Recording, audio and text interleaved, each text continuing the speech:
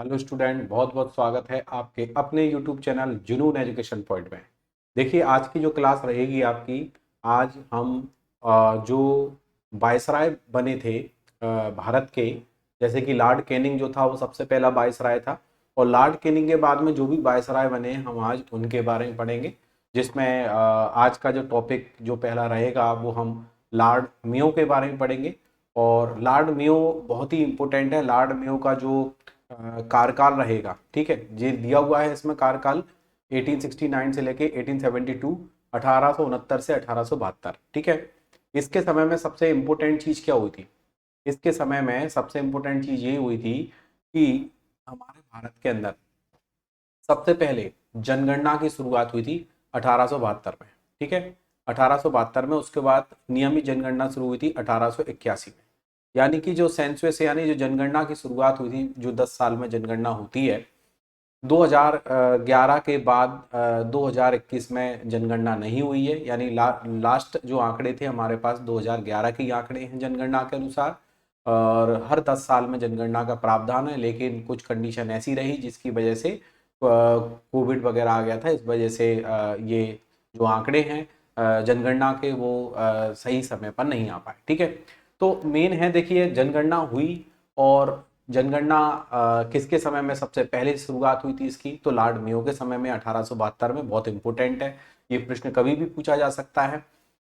लेकिन Lord Mayo की क्या थी, अंडमान निकोबार में हत्या कर दी गई थी।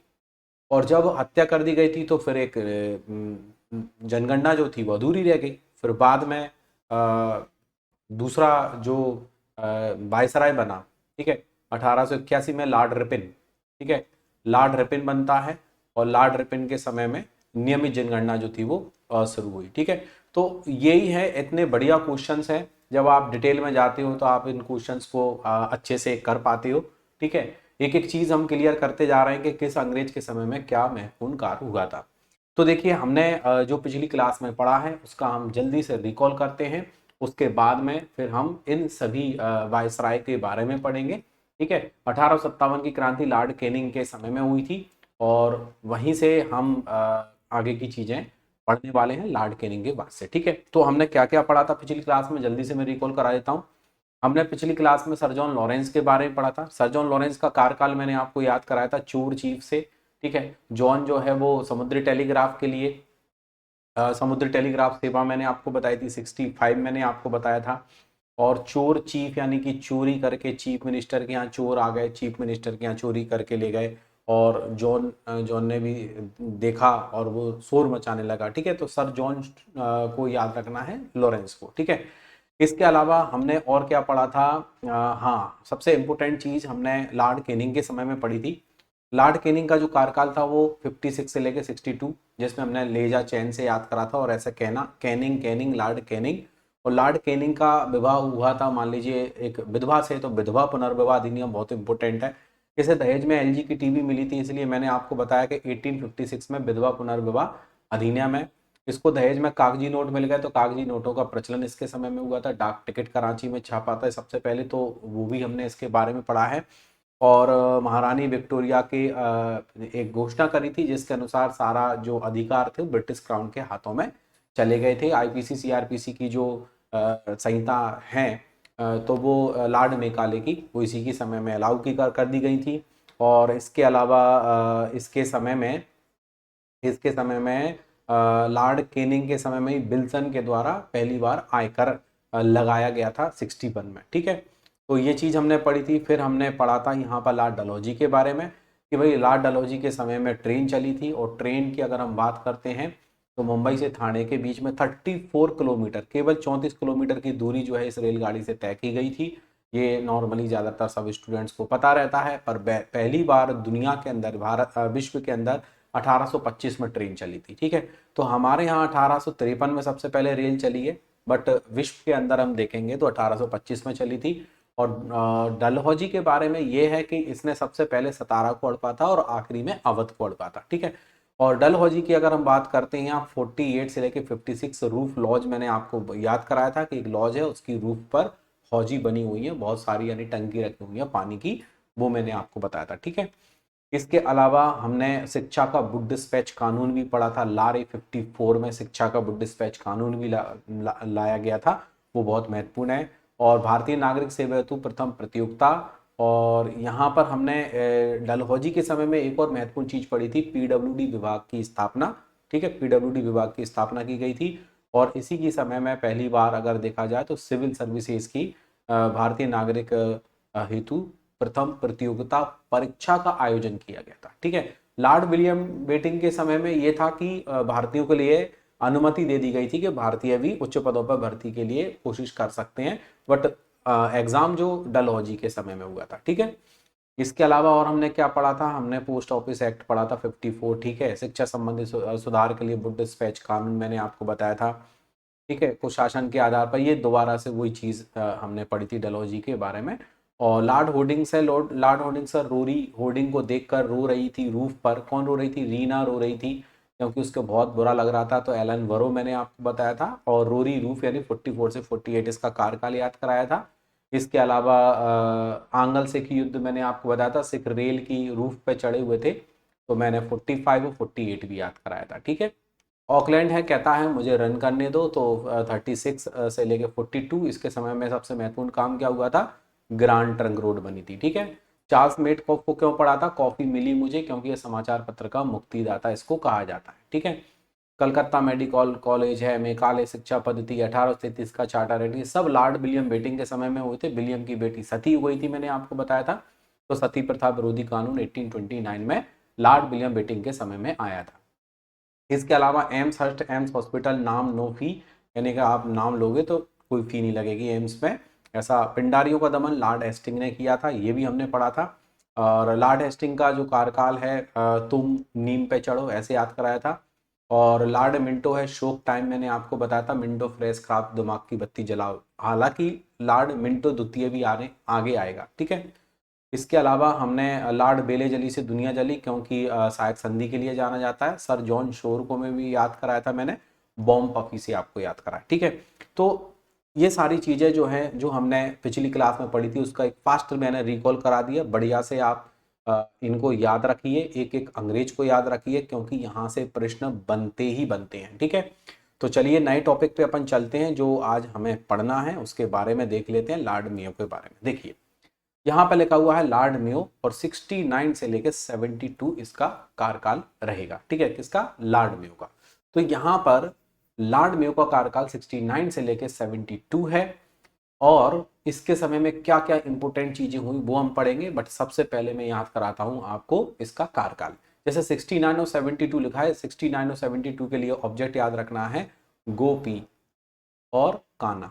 ठीक है, गोपी काना, गोपी काना। ठीक है, तो सोचिए गोपियां जो हैं, गोपियां, यहाँ काना जो है वो आइस वाला काना नहीं है, काना जो है कन्हैया वाला काना, कन्हैया भगवान जो कृष्ण भगवान है उनके लिए। तो सोचिए जो गोपियां हैं वो काना के बारे में क्या कह रही है, गोपियां जो है वो कृष्ण के बारे में, काना के बारे में क्या कह रही हैं? गोपियां जो है काना के बारे में कह रही हैं कि जो काना है वो मेयो है। तो यहाँ लिखा हुआ ना लॉर्ड मेयो, यानी कि लॉर्ड मेयो, यानी कि बड़े लाड से कहती हैं कि काना जो है मेयो है। तो सभी गोपियां बड़े लाड से कहती हैं कि काना मेयो है। तो यहाँ गोपी काना मैंने आपको बता दिया, लॉर्ड मेयो याद रखना है। महारानी विक्टोरिया का पुत्र, और इसके समय में 1872 में पहली जनगणना शुरू की गई थी। तो मैंने आपको पहले ही बता दिया 72 बहुत इंपॉर्टेंट ईयर है, 1872, क्योंकि पहली बार भारत में जनगणना शुरू की गई थी। ओके, यह जनगणना अधूरी रह गई थी क्योंकि अंडमान निकोबार में लॉर्ड मेयो की हत्या कर दी गई थी भाई। 1872 में राजकुमारों के अध्ययन के लिए प्रसिद्ध मेयो कॉलेज की स्थापना अजमेर में की गई थी। ठीक है, यानी कि मेयो कॉलेज अगर आपसे पूछा जाता है कहां पर है, तो मेयो कॉलेज जो है वो अजमेर में है। ठीक है, तो मेयो कॉलेज, यानी सोचिए कोई स्टूडेंट ये कह रहा है कि भैया मेयो जो कॉलेज था ना, मेयो कॉलेज को जो प्रिंसिपल है आज बहुत अमीर है, अजमेर यानी कि आज अमीर है। सही बात है, आप भी देख लेना आपके कॉलेज का, अगर आपके स्कूल का जो भी प्रिंसिपल होंगे वो आज अमीर ही होंगे, गरीब कोई नहीं होगा। ठीक है, तो अजमेर यानी अजमेर, यानी हो सकता है आपसे पूछ ले कि लॉर्ड मेयो कॉलेज की स्थापना कहाँ पे की गई थी, तो अजमेर में। ओके, 1872 में मेयो ने कृषि विभाग की भी स्थापना की और वित्तीय विकेंद्रीकरण की शुरुआत की गई थी। कूका बहावी आंदोलन के दौरान एक मुस्लिम ने लॉर्ड मेयो की हत्या कर दी थी। कूका विद्रोह हुआ था, बहावी विद्रोह हुआ था। ये कूका विद्रोह का संबंध कहां से है? पंजाब से। एक बार पेपर में यही पूछ लिया गया था, कि कूका विद्रोह का संबंध कहाँ से है, ये रेस 40 यानी जहां तक है 1840 में ये होना चाहिए। ठीक है, हाँ बिल्कुल 1840 में होना चाहिए कूका आंदोलन।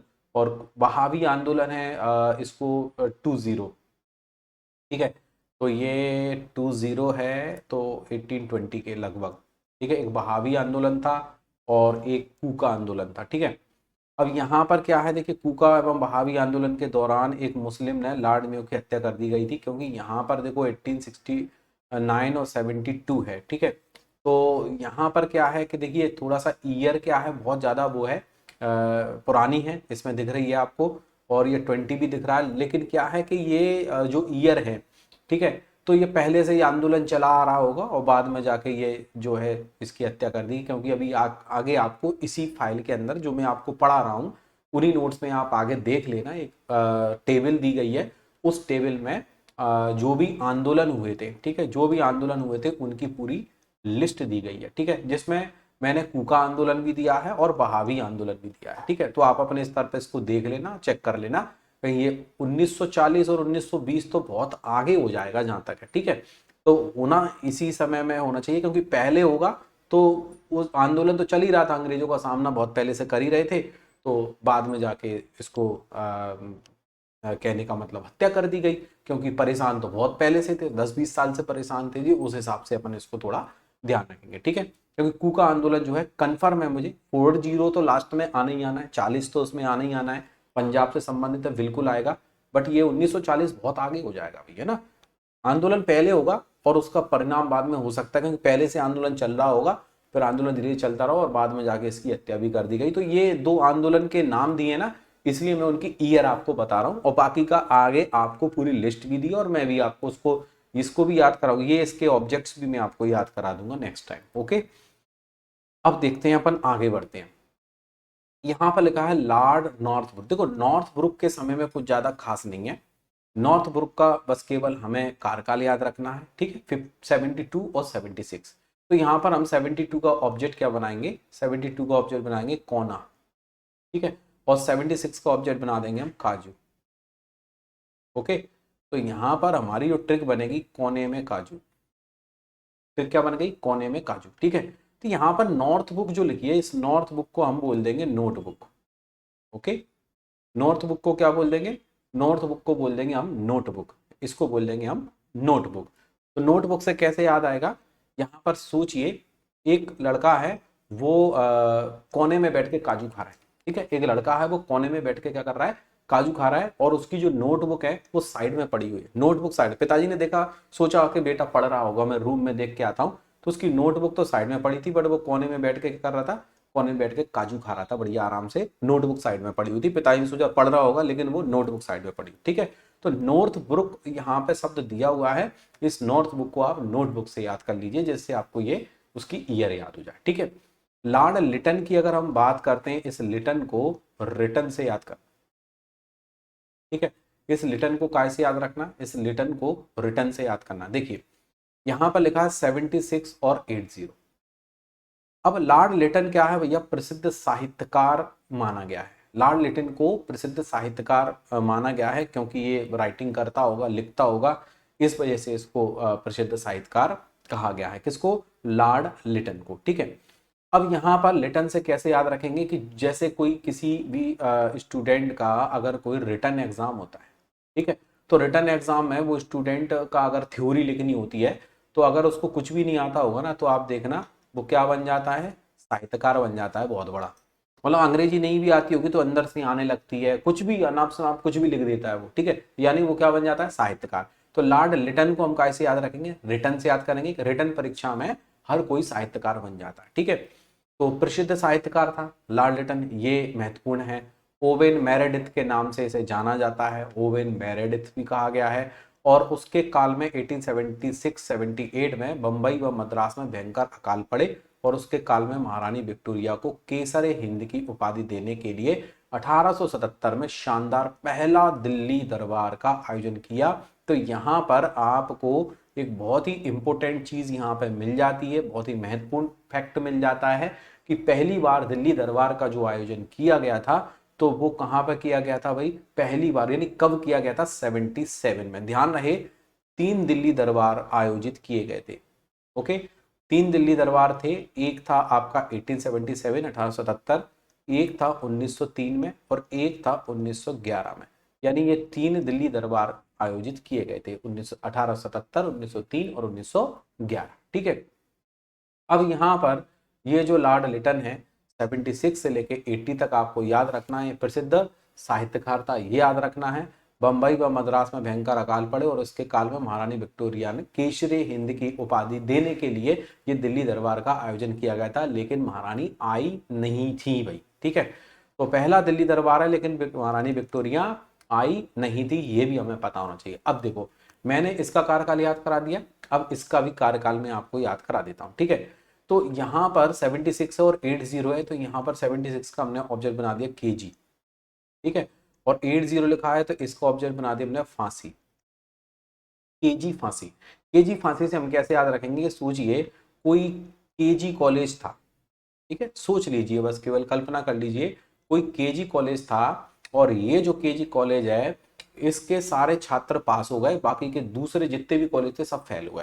तो फेल होने वाले छात्रों ने बोला कि पेपर तो आउट हुआ, मतलब पेपर जो था वो तो सिलेबस से बाहर था और सारे कॉलेज के स्टूडेंट फेल हो गए, केवल इसी कॉलेज के क्यों पास हुए हैं, तो इन पे कार्रवाई करना चाहिए और अगर ये दोषी ठहराए जाते हैं तो केजी वालों को फांसी होनी चाहिए। ठीक है, तो केजी कॉलेज वालों को क्या होना चाहिए, फांसी होनी चाहिए, क्योंकि इन्होंने भ्रष्टाचार के माध्यम से परीक्षा दी है और उसी से पास हुए। तो हम इस लॉर्ड लिटन को, बस रिटर्न को माइंड में रखेंगे कि रिटर्न में केजी वालों को क्या होना चाहिए, फांसी होना चाहिए, ऐसा कहीं ना कहीं डिमांड की गई थी। ठीक है, तो यहाँ पर ये सारी चीजें हमें याद रखना है। जो महत्वपूर्ण बिंदु है मैंने वो आपको हाईलाइट करा दिया है कि भाई सबसे इंपॉर्टेंट है कि आप 1877 का दिल्ली दरबार, मैंने तीनों बता दिए, तीनों की ईयर याद रखना है, तीनों किसके समय में हुए थे वो याद रखना है। ठीक है, तो लॉर्ड लिटन दिल्ली दरबार है, तो दिल्ली दरबार, दरबार यानी कि हम ये भी कह सकते हैं कि जब भी राजा का कोई दरबार लगता था तो उसमें कोई भी डिसीजन लिया जाता था तो उसको उसको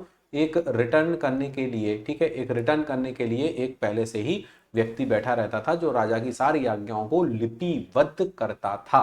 ठीक है, जैसे हमने इससे पहले लिपिबद्ध करने वाला जो हमने पढ़ा हुआ है ना, इससे पहले भी पढ़ चुके हैं, प्रशास्ता।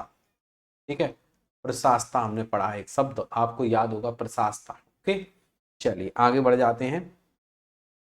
लॉर्ड लिटन ने ही 1878 में भारतीय भाषाओं के अखबारों पर वर्नाक्यूलर प्रेस एक्ट से विभिन्न प्रकार के प्रतिबंध लगाए। तो वर्नाक्यूलर प्रेस एक्ट कब आया, 78 में आया। वो बात की बात है, इसको हटा दें कर दें कुछ भी, लेकिन आपको एक चीज समझ में आनी चाहिए कि 1857 की क्रांति जो है ना वो हो चुकी है और लोग सड़कों पे आए और बहुत बड़ा विरोध जताया गया अंग्रेजों के प्रति। अब अंग्रेज जो है ना सारे इंडियंस को कंट्रोल करने के लिए ऐसे टिपिकल रूल्स बना रहे हैं जिसकी वजह से उन पर कंट्रोल किया जाए, बट अब जो है अंग्रेजों की नहीं चलेगी, अब भारतीयों की चलेगी।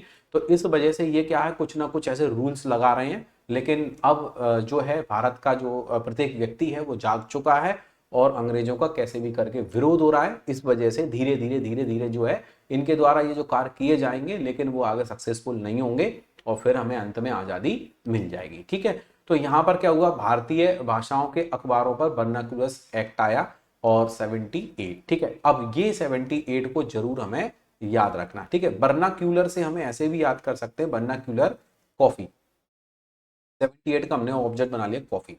तो सोचिए बड़ा भाई और छोटा भाई, ठीक है, बड़ा भाई और छोटा भाई। ठीक है, बड़ा भाई और छोटा भाई जो है वो दोनों झगड़ा कर रहे हैं। ठीक है, तो जो छोटा भाई है वो बड़े भाई से झगड़ा कर रहा है या दोनों कर रहे हैं, तो माँ से कह रहा है छोटा भाई कि माँ देखना ये मेरे को इसने कॉफी नहीं दी, खुद अकेला पी गया। तो माँ कहती है कि तेरे से वो झगड़ा करेगा ही, वरना क्यों लड़ता वो, तू अगर कॉफी उसको दे देता तो वरना क्यों लड़ता। तो थोड़ा सा यही याद रखना है, वरना क्यूलर प्रेस एक्ट है वो 78 में आया था क्योंकि अखबार, ठीक है, अखबार के लिए। इसके अलावा सिविल सेवा में प्रवेश की जो आयु थी 21 से घटाकर कितनी कर दी थी, 19 वर्ष कर दी थी। यानी सिविल सर्विसेज में कोई भी अगर आता है तो उसको 19 वर्ष की आयु कंपलसरी है, ये क्वालिफाई होनी चाहिए, मतलब ये होना चाहिए 19 वर्ष। ठीक है, हालांकि बाद में 21 कर दी गई, बट इसके समय में 21 से घटाकर 19 कर दी गई थी। लॉर्ड लिटन एक प्रख्यात कवि, उपन्यासकार या निबंध लेखक थे। साहित्य जगत में ओवन मेरेडिथ के नाम से प्रसिद्ध थे, पढ़ चुके हैं। 76-78 में अकाल पड़ा और इनके समय में बंबई, मद्रास, हैदराबाद, पंजाब के मध्य भयानक अकाल पड़ा। ठीक है, अकाल पड़ना मतलब बारिश वगैरह नहीं हुई, सूखा पड़ गया, खेती बर्बाद हो गई एक तरीके से, तो अकाल पड़ा। तो अकाल पड़ा तो उससे निपटने के लिए क्या किया गया? अकाल पड़ा तो उससे निपटने के लिए क्या किया गया? उससे निपटने के लिए एक स्ट्रेची आयोग आया। कौन सा आयोग आया? स्ट्रेची आयोग। यहाँ लगा रिचर्ड स्ट्रेची की अध्यक्षता में अकाल आयोग की स्थापना की गई। बहुत इंपॉर्टेंट है, हो सकता है आपसे डायरेक्ट ये पूछ ले कि स्ट्रेची आयोग जो है किसके लिए आया था, या किससे संबंधित था। ठीक है, तो आपको पता होना चाहिए अकाल पीड़ित के लिए। और दूसरा इसमें एक और चीज है, ये कब आया था, है ना, ये भी एक महत्वपूर्ण बात है कि कब आया था। तो स्ट्रेची आयोग को हम याद रखना है, हमें 1880 से 1880 से याद रखना है, और इस 80 को याद रखना है फंसी। फंसी। अब यहाँ पर उधर हमने फांसी से याद करा के केजी वालों को फांसी हो, बट यहाँ फंसी लिखा हुआ है, तो सोचिए स्ट्रेची से स्ट्रेची को हमें याद रखना है। अकाल पीड़ितों की मदद के लिए सोचिए गवर्नमेंट की तरफ से कुछ चेक आए थे बांटने के लिए। ठीक है, अब यहाँ पर हम एक देसी भाषा में एक शब्द बोलते हैं अटैची। ठीक है, अटैची। वैसे सूटकेस जो होता है ना, तो पुराने जमाने में या पहले के समय में, देसी भाषा की बात कर रहा हूँ, तो उसमें अटैची बोलते थे। ठीक है, अब स्ट्रेची है, अब यहाँ पर अटैची। देखो अटैची यानी सूटकेस है, तो एक सूटकेस है, उस सूटकेस में क्या था, उस सूटकेस के अंदर क्या था, सूटकेस के अंदर चेक रखे हुए थे बांटने के लिए। ठीक है, तो यहाँ पर पहले क्या होता था, अटैची जो होती थी उनमें यहाँ पे कुंदे टाइप के होते थे। ठीक है, तो उनको ऐसे दबा के खोलते थे, तो अटैची काफी समय से जो है वो यूज नहीं हुई थी, तो चेक भर के ले आया उसमें कोई अधिकारी, और जब बांटने की बारी आई तो अटैची जो है फंसी, यानी फंस के रह गई, वो खुल नहीं पा रही। वो लगे हैं ताकत लगाने के लिए, लेकिन वो खुल नहीं पा रही। तो हम ऐसे कहेंगे कि अटैची जो थी ना, वो फंसी थी, यानी फंस गई थी, वो खुल नहीं रही थी। तो स्ट्रेची आयोग हमें याद रखना है। और स्ट्रेची आयोग जो आया था वो कब आया था? 1880 में आया था, 1880 में आया था। बहुत इंपॉर्टेंट है, इसको भी याद करके रखना है। ठीक है, चलिए आगे बढ़ जाते हैं। राज उपाधि अधिनियम बहुत इंपॉर्टेंट है, इसको शाही उपाधि अधिनियम कहते हैं। क्या कह देते हैं इसको? शाही उपाधि अधिनियम भी कह सकते हैं। ये 76 में रॉयल टाइटल एक्ट है, और अंग्रेज 1876 में एक राज उपाधि पारित किया गया, जिसमें महारानी विक्टोरिया को केसरे हिंद की उपाधि देने के लिए दिल्ली दरबार का आयोजन किया गया, लेकिन महारानी नहीं आई थी, ये आपको पता है। तो उनको केसरी हिंद उपाधि देने के लिए भी एक एक्ट का यूज किया गया था 1876। तो हमें क्या याद रखना है? हमें 1877 का दिल्ली दरबार याद रखना है। ठीक है, तो हम इसको साथ साथ से भी याद कर सकते हैं कि दिल्ली दरबार में हम साथ साथ जाएंगे। ठीक है, दिल्ली दरबार में हम कैसे जाएंगे? दिल्ली दरबार में हम साथ साथ जाएंगे, ऐसे करके भी याद कर सकते हो, जिससे अपन को ईयर एक्यूरेट याद होना चाहिए। ठीक है, तो यहां पर शाही उपाधि अधिनियम एक्ट पूछेगा तो इसका 1 माइनस करके 76 बोल देना, और अगर दिल्ली दरबार पूछेगा तो 77 बोल देना। ठीक है, तो ये हम पढ़ चुके हैं, ये भी पढ़ चुके हैं, ये भी पढ़ चुके हैं, और भारतीय समाचार पत्र अधिनियम वर्नाक्यूलर प्रेस एक्ट को भी पढ़ चुके हैं, जो कि 78 में आया था। एक्यूरेट ईयर याद करनी है यहाँ पे हमें, है ना। भारतीय शस्त्र अधिनियम 78। अब 78 में भारतीय शस्त्र अधिनियम बना दिया, यानी कि कोई भी व्यक्ति अवैध रूप से हथियार नहीं रख सकता है। तो लिखा है बिना लाइसेंस शस्त्र रखना, उनका व्यापार करना दंडनीय अपराध मान लिया गया। तो ये एक प्रकार से अंग्रेजों की नॉलेज में होना चाहिए कि हाँ भैया तुम हथियारों को खरीद रहे हो, बेच रहे हो, बना रहे हो, तो आप होना चाहिए। ठीक है, तो यहाँ लिखा हुआ है 78। तो 78 में हमें याद रखना है कि भारतीय शस्त्र अधिनियम। तो हम अगर प्रश्न हमारे सामने आता है कि भारतीय शस्त्र अधिनियम जो है कब आया, तो ये आया 78 में। तो 78 का हम एक ऑब्जेक्ट बना देते हैं, भैया काफी है। ठीक है, क्या ऑब्जेक्ट बना देते? काफी। जो इंडियंस लोग हैं, जो इंडियंस लोग हैं, उनकी नॉलेज में ये आया कि जो शस्त्र अधिनियम है वो लगा दिया गया है, लेकिन लगा देने दो, अब हम क्या है, नए हथियार हमें बनाने की जरूरत नहीं, क्योंकि हमारे पास अवैध हथियार तो काफी हैं, काफी हैं, काफी हैं। ठीक है, या ऐसे भी कह सकते हैं कि अंग्रेजों को पता था कि ये इनके पास हथियार काफी हैं, बहुत ज्यादा हैं, तो जी हमारे खिलाफ उनका यूज कर सकते हैं, तो एक काम करो एक्ट बना दो। ठीक है, तो काफी 78 को याद रखना है, कॉफी उधर हमने वर्नाक्युलर स्प्रेस एक्ट को याद करा, तो यहाँ 78 काफी से याद करेंगे। वो कॉफी है, ये काफी है, क्योंकि मेन है अपना यहाँ 78 याद करना है। सिचुएशन के हिसाब से हम ऑब्जेक्ट्स को बनाते हैं, ना कि कैसे भी कुछ भी, है ना। सिचुएशन के हिसाब से बनाएंगे तभी आपके माइंड में बैठेगा, ठीक है। अब देखिए हम आगे बढ़ते हैं। सिविल सेवा परीक्षा की आयु 21 से घटाकर 19 कर दी है, पहले पढ़ चुके हो। 1878 से 80 में द्वितीय अफगान एमपी की कॉफी टूपी, देखो 78 आ गया, जिसमें मैंने आपको याद करा दिया था एमपी की कॉफी टूपी 39, 78 और 19, ठीक है। चलिए आगे बढ़ते हैं। अब बात आती है भैया लॉर्ड रिपन की। इस लॉर्ड रिपन को क्यों याद करना जरूरी है? क्योंकि इसके समय में हमारे भारत में नियमित जनगणना शुरू हुई थी। सबसे पहले जनगणना कब शुरू हुई थी? 1872 में हुई थी। सबसे पहले जनगणना शुरू हुई थी 72 में। नियमित जनगणना कब शुरू हुई थी? 81 में। अब देखो 1880 से 1884 सर्वाधिक लोकप्रिय वायसराय था, और 1882 में वर्नाक्युलर स्पेस एक्ट को समाप्त किया। वर्नाक्युलर स्पेस एक्ट जो है इसको समाप्त कर दिया गया था, किसके द्वारा? लॉर्ड रिपन के द्वारा, ठीक है। वर्नाक्युलर स्पेस एक्ट को समाप्त किया और सिविल सेवा की आयु 21 वर्ष की, यानी वापस से 21 वर्ष कर दी, क्योंकि 19 वर्ष कम थी इसलिए 21 वर्ष वापस से कर दी, ठीक है। अब इसको हमें इसका जो है कार्यकाल याद करना है, तो कैसे याद करेंगे वो मैं बताता हूँ, फिर हम आगे बढ़ते हैं। तो यहाँ पर जैसे लिखा हुआ है 80 और यहाँ लिखा हुआ है 84, 80 और 84 को हमें याद रखना है। कैसे? इस लॉर्ड रिपन को हम टिफिन बोल देते हैं, ठीक है। लॉर्ड टिफिन एक स्टील का टिफिन है। अब माँ ने क्या किया कि बेटा स्कूल गया है तो ब्रेकफास्ट तो करेगा ही करेगा, ये लंच करेगा, ब्रेकफास्ट तो करके गया तो लंच करेगा। तो लंच के लिए माँ ने क्या किया, एक स्टील के टिफिन में उसको मूंगफली दे दी, जैसे हम देसी भाषा में फरी भी कह देते हैं, ठीक है। फरी कह देते हैं देसी भाषा में, गाँव में कह देते हैं फरी। तो मूंगफली जो थी ना, उन्होंने टिफिन में रख दिया था, बढ़िया के खा लेगा भूख लगेगी तो। अब उन्होंने टिफिन का जो ढक्कन है बड़ा ताकत से लगा दिया, तो क्या हुआ? तो भैया ऐसा हुआ कि फंसी फरी, ठीक है।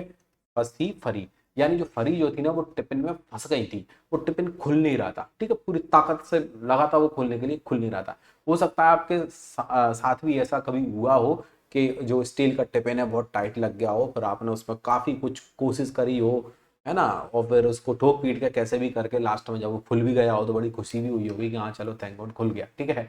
तो 8084 याद रखना है, तो लॉर्ड रिपन को याद कर लोगे। अब वर्नाक्युलर स्पेस एक्ट को क्यों समाप्त किया गया होगा? क्योंकि इसका विरोध हो रहा होगा, ठीक है। तो वर्नाक्युलर स्पेस एक्ट को समाप्त किया 82 में। अब हम या तो ऐसे याद करके रखें कि भाई 78 के बाद में इसको काउंट कर लें, है ना, 79, 80, 81, 82, यानी 3-4 साल चला, है ना, 4 साल में इसको खत्म कर दिया। या तो डायरेक्ट ऐसे याद कर लें, या फिर इस 82 का ऑब्जेक्ट बना दो फैन, यानी कि सब लोग इसके फैन हो गए कि यार जी बढ़िया है कि इसने वर्नाक्युलर स्पेस एक्ट को समाप्त कर दिया, तो 82 ये आ जाएगा। और 1881 में क्या हुआ था? 1881 में पहली जो मतलब जो नियमित जनगणना, जो पहली जनगणना 72 है, नियमित जनगणना 81 में इसकी शुरू कर दी गई थी। उसके बाद हर 10 साल में जनगणना होती रही, ठीक है। अब देखिए लॉर्ड मेयो की आर्थिक हस्तांतरण नीति को वापस शुरू किया और स्थानीय स्वशासन को इसने शुरू किया, ठीक है। कारखाना अधिनियम पारित किया गया, बहुत इंपॉर्टेंट है। अगर आपसे पूछा जाता है कि भैया बता दो कारखाना अधिनियम जो पारित किया गया था किसके समय में, तो हम कहेंगे लॉर्ड रिपन के समय में। याद रहे कारखाना अधिनियम जो पारित किया गया था वो भी 81 ही है, ओके। तो इस 81 को हम याद रखेंगे कैसे? देखो वैसे तो आपको पता ही है कि इंग्लिश के अनुसार PHOTO फोटो होता है, ठीक है। बट हम देखो यहाँ पर ऑब्जेक्ट्स याद कर रहे हैं, यानी ट्रिक्स याद कर रहे हैं, और ट्रिक के अंदर क्या कैपिटल है, क्या स्मॉल है, कैसा क्या है ना, क्या स्पेलिंग है, उस पर आपको ज़्यादा नहीं, मेन अपना उद्देश्य क्या है? मेन उद्देश्य है हमारी ये ईयर जो है ना वो हमारे माइंड में आना चाहिए। बात समझ में आ गई ना? तो हम इसको कैसे याद रखेंगे? हम इसको याद रखेंगे फोटो से, ठीक है। यहां पर ऑब्जेक्ट में फोटो FOTO से ही हमें याद रखना है। फोटो, फोटो से कैसे याद रखेंगे? कारखाने में कोई भी व्यक्ति जो कारखाने का वर्कर है वो अगर एंट्री लेगा तो फोटो चेक करा के ही लेगा, ठीक है। यानी कि फोटो उसको चेक कराना होगा, फोटो चेक करा के ही उसको एंट्री मिलेगी। तो यहाँ 81 का ऑब्जेक्ट हमने क्या बना दिया? 81 का ऑब्जेक्ट बना दिया हमने फोटो, यानी कि अगर उसको जाना है तो फोटो देख के ही वो उसकी एंट्री होगी, उसका एक पास बनेगा और पास देख के ही उसको एंट्री मिलेगी। तो यहाँ पर हमें याद रखना है क्या, कारखाना अधिनियम। हो गया क्लियर। इसके बाद में लिखा है विलियम हंटर की अध्यक्षता में शिक्षा आयोग का गठन किया गया। अगर आपसे कहते हैं कि ये हंटर आयोग, एक हंटर कमेटी बनी थी जलियांवाला बाग की जांच के लिए, तो यहाँ पर जो हंटर आयोग जो बना हुआ है विलियम हंटर की अध्यक्षता में, जो भी अध्यक्ष होता था एक कमेटी का, आयोग का, उसके नाम से ही वो कमेटी जानी जाती थी। ठीक है, तो विलियम हंटर की अध्यक्षता में बनी इसलिए इसको हंटर कमेटी कहा है। और ये जो हंटर कमेटी बोल दो या हंटर आयोग बोल दो, ये बना था 1882 में। ओके, यहाँ पर 82 को हम फैन से ही याद रखेंगे, बट यहाँ पे जो फैन है पंखे वाला फैन है।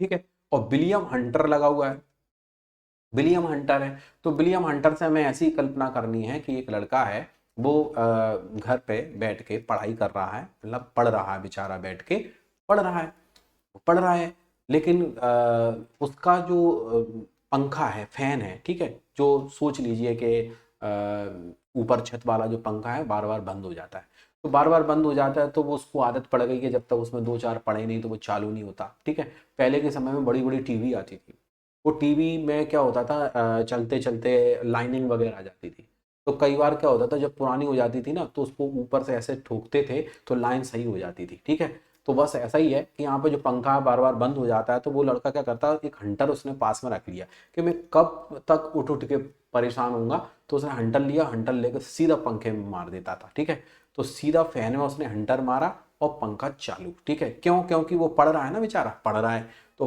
पढ़ इसलिए रहा है क्योंकि शिक्षा में सुधार के लिए एक हंटर आयोग गठित किया गया था। तो शिक्षा में सुधार के लिए गठित किया गया था हंटर आयोग, वो हमें याद रखना है। दूसरा हमें यहाँ पर वर्नाक्युलर प्रेस एक्ट को खत्म किया, वो याद रखना है। तो देखो यहाँ पर 80 से लेके हम 81 में अगर हम जाते हैं, तो हमें 81 से हमें कारखाना अधिनियम याद आता है, और इसी 81 में हमें नियमित जनगणना याद आती है। 82 में वर्नाक्युलर प्रेस एक्ट को खत्म कर दिया गया, हमें ये भी याद आता है। ठीक है, इसके अलावा 82 में ही हमें फैन से हंटर आयोग भी याद आ जाता है। ठीक है, तो जैसा नाम आएगा क्वेश्चन बनेगा, वैसा ही हमारा आंसर भी आ जाएगा। ठीक है, चलिए आगे बढ़ते हैं। लॉर्ड रिपन के द्वारा यूरोपियों के मुकदमों में भारतीय न्यायाधीशों के द्वारा सुनवाई के लिए 1883 में इल्बर्ट बिल आया। मोस्ट इंपोर्टेंट है, अगर आपसे कभी पेपर में पूछ लेते हैं कि इल्बर्ट बिल बताइए ये कब आया था, तो इल्बर्ट बिल आया था भैया 83 में। ठीक है, इल्बर्ट बिल कब आया था, इल्बर्ट बिल आया था 83 में। तो यहाँ पर 1883 है, और इस 1883 इल्बर्ट बिल को हमें याद रखना है, तो इसको हम याद रखेंगे एफएम से। ठीक है, इससे कैसे याद रखेंगे, एफएम, एफएम बोले तो रेडियो। ठीक है, एफएम बोले तो रेडियो।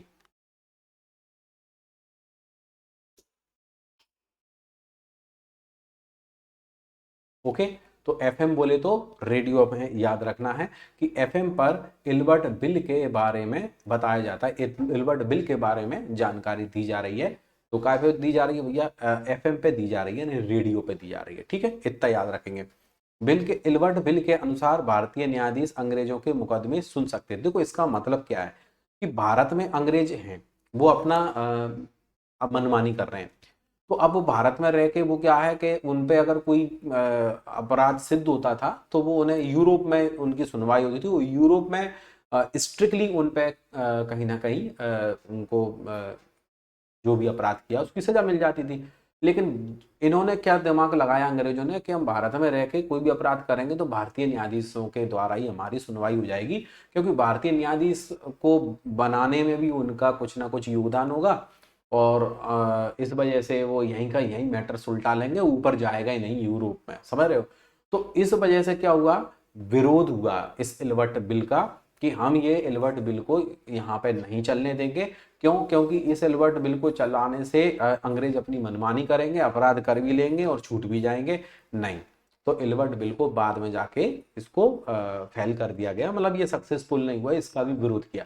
तो इल्बर्ट बिल आया कब था, इल्बर्ट बिल आया था 83 में। ठीक है, तो हमें याद रखना है। और बिल के अनुसार भारतीय न्यायाधीश क्या कर सकते थे, अंग्रेजों के मुकदमे सुन सकते थे। एक एक चीज तुम्हें दी है, देखिए डिटेल बहुत जरूरी होती है, डिटेल से ही क्वेश्चंस को आप कवर कर सकते हैं। ठीक है, तो बहुत अच्छे अच्छे प्रश्न हैं यहाँ पर, बस आपको ये चीजें अच्छे से माइंड में सेट होनी चाहिए, ठीक है। अब देखो, इसके विरोध में क्या हुआ, श्वेत विद्रोह हुआ। मतलब इसका विरोध भी दूसरे अंग्रेजों ने किया कि नहीं भाई ये लिबर्ट बिल हम नहीं मानेंगे, ऐसे तो ये भारत में अपना सब कुछ सिस्टम जमा लेंगे, कोई मतलब नहीं, ठीक है। तो भारी विरोध के कारण क्या हुआ, वापस ले लिया गया। लेकिन आया तो ना, आया इसलिए क्वेश्चन बन गया। इसी के समय में भारत में प्रथम नियमित जनगणना 1881 में शुरू की गई। रिपन सभी गवर्नर जनरल एवं वायसराय में क्या था, सर्वश्रेष्ठ माना जाता। रिपन जो है सभी गवर्नर जनरल में क्या, श्रेष्ठ माना गया है। लॉर्ड रिपन भारत के सर्वाधिक लोकप्रिय गवर्नर जनरल थे। इन्होंने एक बार कहा था कि मेरा मूल्यांकन मेरे कार्यों से न करना, मतलब कार्यों से करना, शब्दों से नहीं करना। फ्लोरेंस नाइटेंगल ने रिपन को भारत का एक उद्धारक कहा है, क्योंकि कुछ अच्छा किया होगा, इस वजह से लोकप्रिय था, ये ज्यादा प्रसिद्ध था इस वजह से, ठीक है। प्रथम वास्तविक जनगणना 1881 में हुई थी, यानी नियमित जनगणना भी अपन कह सकते हैं रिपन के काल में। ओके, रिपन काल को स्थानीय स्वायत्त शासन के जन्म का काल माना गया है, ठीक है। देखो यहाँ पर रिपन काल को स्थानीय स्वायत्त शासन या स्थानीय स्वशासन के जन्म का काल माना गया है। स्थानीय स्वशासन का मतलब ये है कि छोटे स्तर पे भी अपना एक वो पूरा शासन चले, ठीक है। जैसे आज हम देखते हैं कि एक जिला होता है, जिला के नीचे हम देखते हैं तहसील होती है, ठीक है। वही वाली बात है, ग्राम पंचायत, जनपद पंचायत, जिला पंचायत। तो हम जिला पंचायत, जनपद पंचायत और जो ग्राम पंचायत है, तो ग्राम पंचायत से, ग्राम पंचायत जो है छोटे स्तर पे है ना, तो उसको स्थानीय स्वशासन की कैटेगरी में रखा गया, ठीक है। तो ऐसे छोटे स्तर पर छोटे क्षेत्रों को वहीं का कोई ना कोई प्रमुख बना के उसको चलाना, ठीक है। 1881 में फैक्ट्री या कारखाना अधिनियम आया। 81 फोटो से मैं याद करा चुका हूँ। 82 में हंटर कमीशन आया शिक्षा में सुधार के लिए, वो फैन से याद करा चुका हूँ। वर्नाक्युलर प्रेस एक्ट को फिनिश कर दिया, इसलिए इसके सब लोग फैन हो गए थे, तो 82 ये भी याद करा चुका हूँ। एल्बर्ट बिल विवाद हुआ 84 में, बट ये आया कब, 83 में, क्योंकि एफएम पे इसकी सूचना दी जा रही थी, बाद में विरोध किया गया था। इल्बर्ट बिल के अनुसार भारतीय न्यायाधीश यूरोपियों के मुकदमे सुन सकते थे, यूरोपियों ने इसका विरोध किया था, तो वो हम पढ़ चुके हैं। ओके, और 81 में मैसूर को वापस कर दिया गया। रिपन ने ग्लैडस्टन की नीति से अप्रसन्न होकर त्याग पत्र दे दिया था, क्योंकि मिस्र अभियान का खर्चा भारतीय खाते में डाल दिया था, तो इसने क्या है, त्याग पत्र दे दिया था, एक रिजाइन दे दिया था। ओके, अब बात आती है भैया लॉर्ड डफरिन की। लॉर्ड डफरिन के समय में बहुत ही इंपॉर्टेंट चीज हुई। क्या इंपॉर्टेंट चीज हुई, इसके समय में हमारे भारत में सबसे पहले 1885 में कांग्रेस की स्थापना, ठीक है। तो कांग्रेस जो थी वो 1885 में, आपको मालूम है वर्तमान में बीजेपी बहुत अच्छी चल रही है, ठीक है। कांग्रेस में आपको मालूम ही है कि क्या हो रहा है, लेकिन एक समय ऐसा था कि कांग्रेस से ही एक तरीके से राजनीति शुरू हुई है हमारे हिंदुस्तान के अंदर, ठीक है। तो सबसे पहले जो प्रधानमंत्री थे पंडित जवाहरलाल नेहरू, ठीक है। उनके बाद लाल बहादुर शास्त्री आए। तो शुरुआत में चाहे वो इंदिरा गांधी हो, चाहे वो राजीव गांधी हो, चाहे जवाहरलाल नेहरू हो, तो ये सब कांग्रेस ही थे, ठीक है। तो यहाँ पर हम देखेंगे कि भारत में सबसे पहले अगर देखा जाए तो ये जो कांग्रेस की जो स्थापना हुई थी कब हुई थी, 1885 में। और फिर इनके हर साल अधिवेशन होते थे, बहुत बड़ी मीटिंग्स होती थी, और उसमें कोई ना कोई डिसीजन लिया जाता था। तो ये अधिवेशन की भी बहुत बड़ी लिस्ट है, उसको भी हम याद करेंगे। तो अब देखिए यहाँ पर अगर आपसे पूछ लेते हैं कि ये जो कांग्रेस की स्थापना हुई थी तो किस अंग्रेज के समय में हुई थी, ठीक है। तो हमारा आंसर रहेगा लॉर्ड डफरिन, ठीक है। इस डफरिन को डफर से याद कर लेंगे, इस डफरिन को काय से याद कर लेंगे, डफर। और डफर का मतलब क्या होता है आप समझते हैं, डफर का मतलब होता है कि ज्यादा इंटेलिजेंट नहीं है, ठीक है। तो वो डफर, तो हम यही कहेंगे कि जब शुरुआत में कांग्रेस की स्थापना की गई थी तो इसमें जो राजनेता थे शुरुआत में वो कैसे थे, डफर थे। लेकिन धीरे धीरे होशियार नेता भी उसमें जुड़ने लगे, अच्छे स्तर पर काम करने लगे, और बाद में जाके आपको पता ही 1947 में आजादी दिला दी। यानी लीडर जो थे शुरुआत, तो कोई भी काम होता है जब कोई शुरू करता है तो उसमें वो खुद थोड़ा सा डफर ही होता है, लेकिन धीरे धीरे वो क्या है, वो इंटेलिजेंट होता जाता है। तो हम यही कहेंगे कि कांग्रेस मतलब चाहे उसमें बहुत अच्छे हों, मैं ये नहीं कह रहा हूँ, देखो मेरे को ना बीजेपी से मतलब ना कांग्रेस से मतलब, ठीक है। एजुकेशन से मतलब है मेरे को कि आपको एजुकेशन प्रोवाइड कराऊंगा बस, ठीक है। तो मेन है आपको बस लॉजिक रखना है, लॉजिक से चीजें याद आती हैं भैया ना। तो कांग्रेस की स्थापना जब हुई थी तो उसमें डफर लोग थे, ठीक है, चाहे नहीं हो, होशियार लोग हो, उन्हीं ने आजादी दिलाई, लेकिन ऐसे याद कर लेना, ठीक है। अब कांग्रेस की स्थापना कब हुई? 85। तो 85 को हमने ऑब्जेक्ट क्या बना दिया? फेल। तो जो परीक्षा में फेल होता है उस स्टूडेंट के लिए क्या बोलते हैं? अरे ये तो पढ़ने में डफर है, ठीक है। तो जो फेल होगा वो क्या होगा? डफर होगा। यानी हम ये कहेंगे शुरुआत में जब स्थापना हुई तो फेल हो गई, तो इस हिसाब से याद करेंगे, ठीक है। अब यहाँ पर बात आती है भैया कि इनका कार्यकाल भी याद करो, लॉर्ड डफरिन का, कि लॉर्ड डफरिन का कार्यकाल क्या था। तो लॉर्ड डफरिन का कार्यकाल था 84 से लेके 88। तो यहाँ 88 84 का हमने ऑब्जेक्ट बना दिया 4, ठीक है, FAUR 4। और 88 84 का बना दिया 4, और 88 का हमने ऑब्जेक्ट बना दिया फूफा, ठीक है। यानी सोचिए कोई लड़का कह रहा है कि मेरे 4 फूफा हैं, मेरी 4 बुआ हैं, तो 4 ही फूफा जी हैं। तो बोले 4 फूफा हैं भैया, मेरे 4 फूफा हैं, लेकिन एक भी फूफा काम के नहीं है। क्यों? क्योंकि 4 फूफा हैं, 4 के 4 कैसे हैं? डफर है। बोले वो पढ़े लिखे नहीं हैं, और 2 पढ़े लिखे हैं तो वो किसी की चलने नहीं देते हैं, तो इसलिए 4 के 4 फूफा डफर है, ठीक है। तो डफरिन से हमें याद रखना है 4 फूफा, ओके। इसके काल में 1885 में A.O. ह्यूम ने भारतीय राष्ट्रीय कांग्रेस की, बहुत शानदार क्वेश्चन बनता है कि कांग्रेस की स्थापना किसने की? तो कांग्रेस की स्थापना की थी A.O. ह्यूम ने। बहुत इंपॉर्टेंट है, याद रखना है। कांग्रेस की स्थापना 1885 में हुई। किसने की थी कांग्रेस की स्थापना? A.O. ह्यूम ने की थी।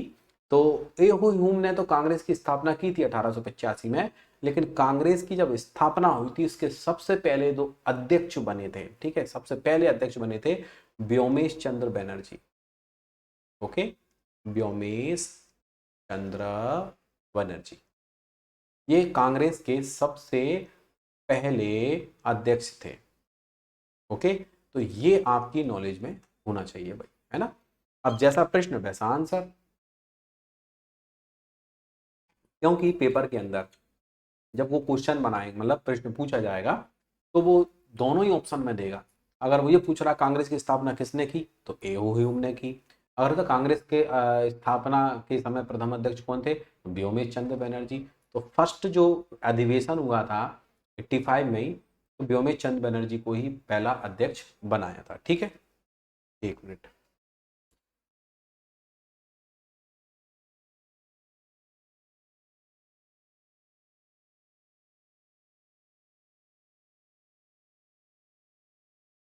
अब देखिए, यहाँ पर मैंने आपको बता दिया, और इसके जो बंबई में इसके प्रथम सचिव भी बने थे वो।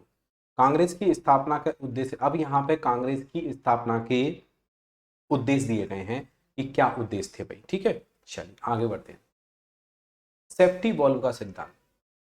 तो कांग्रेस की स्थापना जब हुई तो इसके लिए क्या शब्द यूज हुआ? इसने किया, तो देखो, इस सिद्धांत के जनक लाल लाल लाला लाजपत राय, ठीक है। तो लाल तो ठीक है, काटो लाल को, लाला, ले लाल नहीं है, ये लाला है, लाला, ठीक है।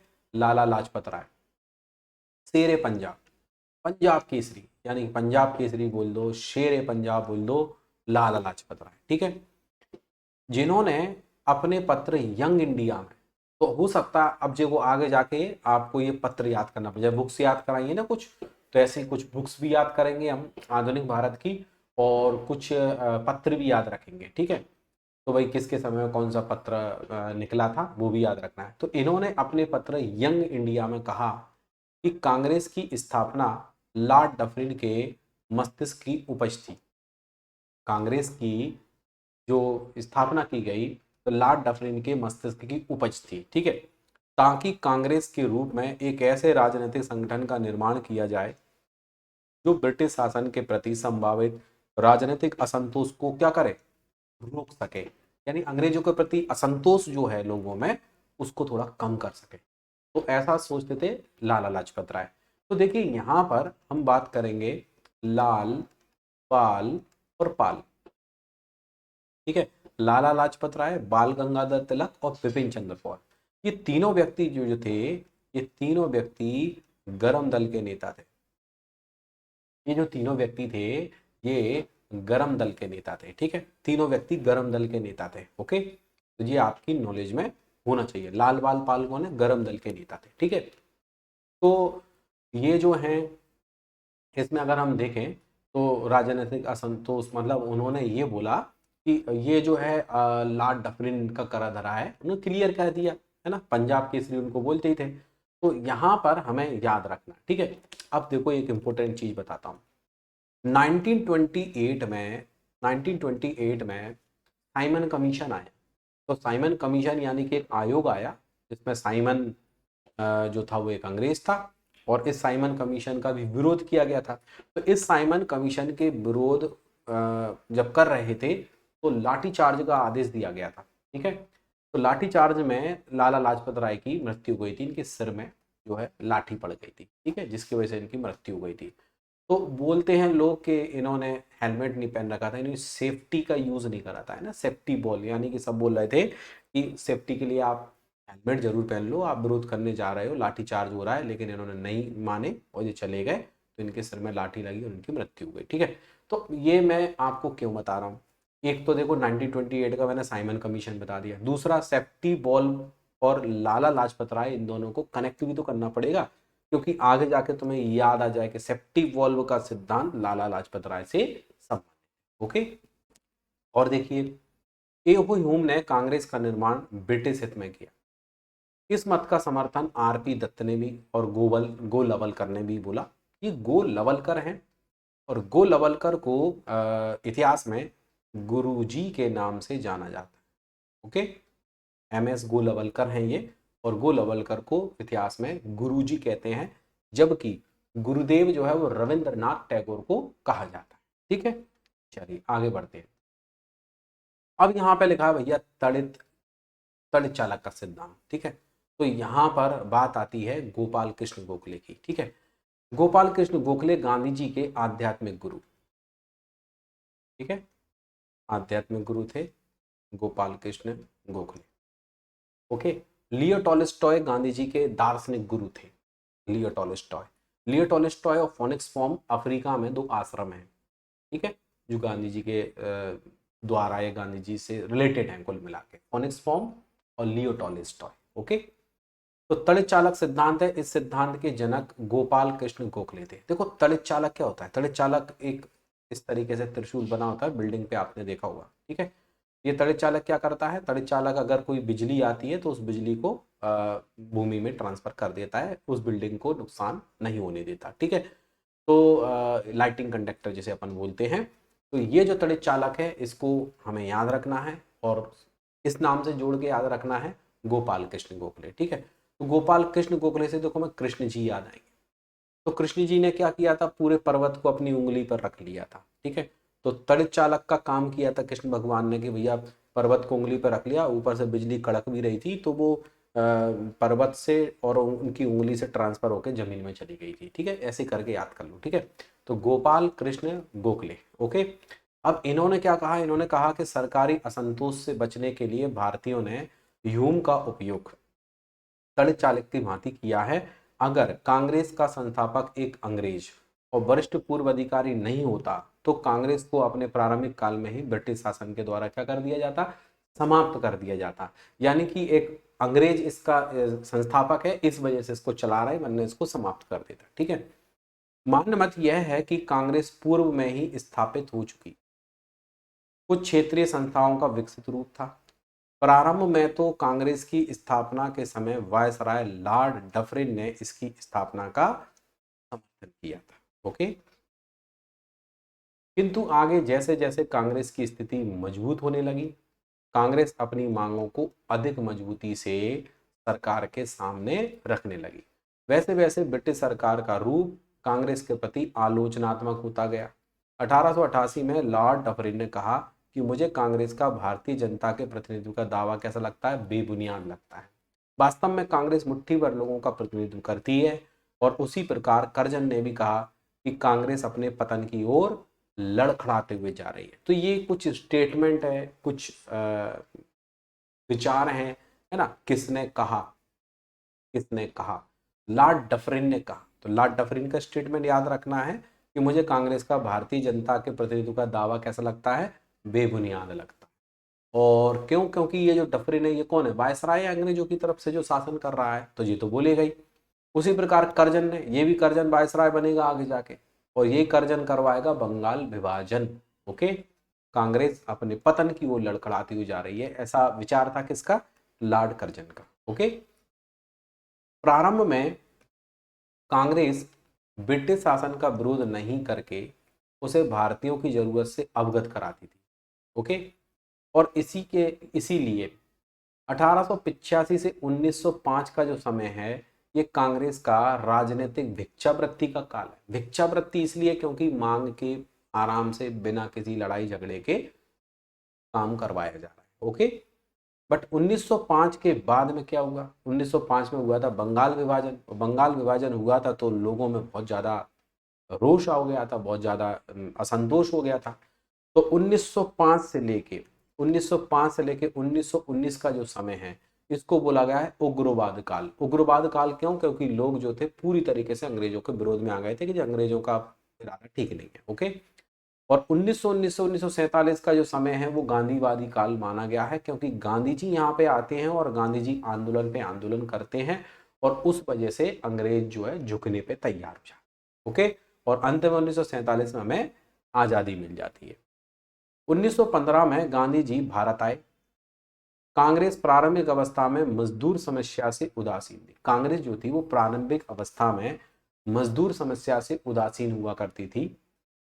कांग्रेस के प्रथम अधिवेशन के अध्यक्ष व्योमेश चंद्र बैनर्जी थे, वो पहले ही आपको याद करा चुका हूं। ठीक है, इसको WC बैनर्जी कहेंगे, बी काट देना, WC बैनर्जी, व्योमेश चंद्र बैनर्जी। ओके, कांग्रेस का तीसरा अधिवेशन हुआ था 87 में। पहला हुआ था कांग्रेस का पहला अधिवेशन 85 में हुआ था, दूसरा 86 में हुआ था, तीसरा 87 में। और 87 का जो तीसरा अधिवेशन हुआ था, ठीक है, इस तीसरे अधिवेशन में पहली बार कांग्रेस के अधिवेशन के अध्यक्ष पहली बार कोई मुस्लिम बने थे। तो एक क्वेश्चन ये भी बनता है कि कांग्रेस के प्रथम मुस्लिम अध्यक्ष कौन थे? तो वो थे बदरुद्दीन तैयब जी। ठीक है, तो यहाँ बदरुद्दीन तैयब जी अपन को याद रखना है, तैयब याद रखना है। बदरुद्दीन तैयब जी जो थे वो कांग्रेस के सबसे मतलब कांग्रेस के अधिवेशन के तीसरे अधिवेशन के अध्यक्ष थे, बट वो एक मुस्लिम अध्यक्ष थे जो पहली बार बने थे। ठीक है, और मद्रास में ये अधिवेशन हुआ था, तो ये याद रखना है। ठीक है, 1921 के कांग्रेस के अहमदाबाद अधिवेशन की अध्यक्षता हकीम अजमल खान ने की थी। बदरुद्दीन तैयब जी कांग्रेस से संबंधित थे। अरविंद घोष की कृति न्यू लैम्प्स फॉर ओल्ड में कांग्रेस के तौर तरीकों की आलोचना की गई है। देखिए, अरविंद घोष एक नाम मिलता है, और यहाँ पर एक उनकी बुक मिलती है, उनकी एक कृति मिलती है, new lamps for old. Okay, new lamps for old, और जिसमें उन्होंने कांग्रेस के तौर तरीकों की आलोचना की है। ठीक है, अरविंद घोष ने। तो यहाँ न्यू लैम्प्स फॉर ओल्ड भी हमें याद करके रखना है। और यहाँ पर एक बुक और है अरविंद घोष की, उसका नाम है भवानी मंदिर, उसका नाम है भवानी मंदिर। तो हम ये भवानी मंदिर और न्यू लैम्प्स फॉर ओल्ड ये दोनों याद करके रखेंगे अरविंद घोष के लिए। अब वो कैसे याद करेंगे वो मैं आपको बताता हूँ। अरविंद घोष को कैसे याद रखोगे? सोचिए, अरविंद है, अरविंद केजरीवाल, उन्होंने घोषणा करी है, या कोई अरविंद है जो मेंबर है, वार्ड मेंबर है, और अरविंद ने घोषणा करी है कि जो भवानी माता का मंदिर है, भवानी माता का मंदिर है, तो बोले जो नवदुर्गे आ रही है ना, तो भवानी माता के मंदिर में रास्ते में लाइट सही नहीं है, इसलिए पुरानी वाले जो लाइट है ना, लैंप जो है ना, उनको फोड़ दिया जाएगा और नया लगा दिया जाएगा। देखो, अगर हम इसका अर्थ निकालें, देखो, न्यू लैम्प्स फॉर ओल्ड, यानी न्यू लैम्प्स लगाए जाएंगे और फोड़ दिए जाएंगे ओल्ड। तो जी अपन ने बना लिया याद करने के लिए। और बोले ये न्यू लैम्प्स कहाँ लगाए जाएंगे? भवानी मंदिर पे लगाए जाएंगे। कौन बोला? अरविंद ने घोषणा करी है। ठीक है, तो ये चीज आपकी क्लियर हो गई। दोनों एक कृति दिए, मैं आपको दो याद करा दिए। ठीक है, डफरिन के समय ही तीसरा आंगल बर्मा युद्ध हुआ था। तो आंगल बर्मा, MP की कॉफी 2P, सॉरी, बर्मा यानी कि शर्मा रहे, तो नूरी लॉइन को फल खिला रही थी। तो तीसरा आंगल बर्मा युद्ध 1885 में हुआ था। ओके, और बर्मा अंतिम रूप से अंग्रेजी राज्य में मिला लिया गया, म्यांमार। इन्हीं के समय में भारतीय राष्ट्रीय कांग्रेस की स्थापना हुई थी, वो हम पढ़ चुके हैं। इसके बाद में आता है भाई एक और नाम, लॉर्ड लैंसडाउन। क्या नाम दिख रहा है? लॉर्ड लैंसडाउन। तो देखिए, जो भी हमने आज पढ़ा है उसका एक जल्दी से रिकॉल कराता हूँ। बहुत अच्छे अच्छे प्रश्न बने हैं। कम खाओ अच्छा खाओ, कम पढ़ो लेकिन बहुत अच्छे से पढ़ो, और जितना पढ़ो उसको आप अच्छे से याद रखो। ये फंडा हमेशा याद रखिए, ठीक है। तो हम जल्दी से रिकॉल करते हैं जो भी हमने अभी पढ़ा है, क्योंकि जरूरी है कि हम उसको रिकॉल करें, ठीक है। तो देखिए, यहाँ पर हमने क्या पढ़ा था? हमने पढ़ा कि कांग्रेस के जो तीसरे अध्यक्ष थे वो कौन थे भाई? बदरुद्दीन तैयब जी, जो प्रथम मुस्लिम अध्यक्ष थे। बट कांग्रेस के प्रथम अध्यक्ष कौन थे? व्योमेश चंद्र बनर्जी। कांग्रेस की स्थापना किसने की थी? ए.ओ. ह्यूम ने की थी, वो भी याद रखना है, ठीक है। और 1885 से 1905 का जो समय है भिक्षावृत्ति का काल बताया गया है, और 1905 से 1919 का समय उग्रवादी काल बताया गया है, और 1919 से 1947 का जो है वो गांधीवादी काल बताया गया, ठीक है। इसके अलावा हमने तड़ित चालक का सिद्धांत पढ़ा है। तड़ित चालक का सिद्धांत का संबंध गोपाल कृष्ण गोखले से है। हमने सेफ्टी वॉल्व का सिद्धांत पढ़ा है। सेफ्टी वॉल्व का सिद्धांत जो है वो लाला लाजपत राय से संबंधित है। लॉर्ड डफरिन का कार्यकाल मैंने आपको बताया, 4 फूफा हैं वो भी डफर है, तो 84 से लेकर 88 और इस बीच में जो भी महत्वपूर्ण कार्य हुए हैं वो सभी हमें याद करके रखना है, ठीक है। लॉर्ड डफरिन के समय में सबसे महत्वपूर्ण चीज हुई थी कि लॉर्ड डफरिन के समय में 1885 में कांग्रेस की स्थापना हुई थी, ठीक है। इसके अलावा हमने लॉर्ड रिपन को पढ़ा था। 81 में देखो कारखाना अधिनियम फोटो से याद कराया, हंटर कमीशन फैन से याद करा दिया शिक्षा में सुधार के लिए। वर्नाक्युलर प्रेस एक्ट को समाप्त किया, इसलिए सब लोग इसके फैन हो गए। 82 वर्नाक्युलर प्रेस एक्ट आया था 78 में। एल्बर्ट बिल को मैंने 83 आपको याद कराया है कि 83 में ये आया था, बट 84 में इसका विरोध कर लिया गया था, जिससे ये उसको मतलब ये फैल रहा, ठीक है। इसके अलावा पहली बार जनगणना हुई थी 81 में, किसके समय में? लॉर्ड रिपन के समय में। और लॉर्ड रिपन के समय में जो आयु थी सिविल सर्विसेज के लिए, तो वो 21 यानी 21 वर्ष वापस से कर दी गई थी, ये भी हमने पढ़ा है। इसके अलावा हमने भारतीय शस्त्र अधिनियम पढ़ लिया है कि भैया शस्त्रों पे अधिनियम तो ले आए, लेकिन हमारे पास तो शस्त्र काफी है, हमें कोई टेंशन नहीं है, ठीक है। प्रथम दिल्ली दरबार का आयोजन कब हुआ था? 77 में हुआ था। 76 में शाही उपाधि अधिनियम या राज उपाधि अधिनियम आया था, जिसमें महारानी को केसरे हिंद की उपाधि देने के लिए पहली बार दिल्ली दरबार आयोजित किया था, पर महारानी आई नहीं थी, ठीक है। इसके अलावा हमने स्टेची आयोग पढ़ा था। स्टेची आयोग किस लिए बनाया गया था? स्टेची आयोग जो था अकाल पीड़ितों की मदद के लिए, जिसमें आपको अटैची से याद कराया है, और अटैची फंसी तो 80 मैंने आपको याद कराया, ठीक है। इसके अलावा उपन्यासकार या साहित्यकार के रूप में किस अंग्रेज को जाना जाता है? तो उपन्यासकार के रूप में अगर हम देखते हैं तो उपन्यासकार के रूप में लॉर्ड लिटन को जाना जाता है। ओवन मेरेडिथ भी इसे कहते हैं। इसके अलावा 21 से वर्ष से 19 कर दी थी, उधर वापस से 21 कर दी थी। लॉर्ड लिटन का कार्यकाल केजरीवालों को फांसी हो, ये याद करा चुका हूँ। नोटबुक से याद कराया है कि कोने में बैठ के काजू खा रहा था, और नोटबुक बता दिया, ठीक है। इसके अलावा गोपी काना मैंने आपको याद कराया है कि गोपियां जो है वो काना के बारे में क्या कहती हैं? गोपियां जो है वो काना के बारे में कहती हैं कि काना मेव है। तो लॉर्ड मेयो गोपी काना 69 से लेके 72, और महारानी विक्टोरिया का पुत्र। और इसके समय में पहली बार जनगणना शुरू हुई, कब हुई? 1872 में, 1872 में हुई। और जनगणना अधूरी क्यों रह गई? क्योंकि अंडमान निकोबार में इसकी हत्या कर दी गई थी, ठीक है। इसके अलावा इसके समय में एक और इम्पोर्टेंट काम क्या हुआ? मेयो कॉलेज की स्थापना हुई। कहाँ पे हुई मेयो कॉलेज की स्थापना? अजमेर में की गई थी। मेयो ने कृषि विभाग की स्थापना की थी, ये भी पढ़ा है। इसके अलावा कूका और वहाबी आंदोलन के दौरान एक मुस्लिम ने, या जो भी कोई क्रांतिकारी होंगे, उन्होंने लॉर्ड मेयो की हत्या कर दी थी, ठीक है। तो यहाँ पर आप देखेंगे सभी के कार्यकाल, ठीक है, सभी के कार्यकाल आपको अच्छे से याद हो गए, कोई दिक्कत नहीं है। और इनके बारे में जो महत्वपूर्ण फैक्ट हैं वो भी आपको अच्छे से समझ में आ गए, ठीक है। मैंने आपको बताया था कि प्रथम दिल्ली दरबार जो था वो 1877 में, दूसरा दिल्ली दरबार 1903 1903, और तीसरा दिल्ली दरबार 1911। ये तीसरा दिल्ली दरबार इतना महत्वपूर्ण है क्योंकि इस तीसरे दिल्ली दरबार के अंदर ही जो हमारी राजधानी थी वो दिल्ली आ गई थी भाई।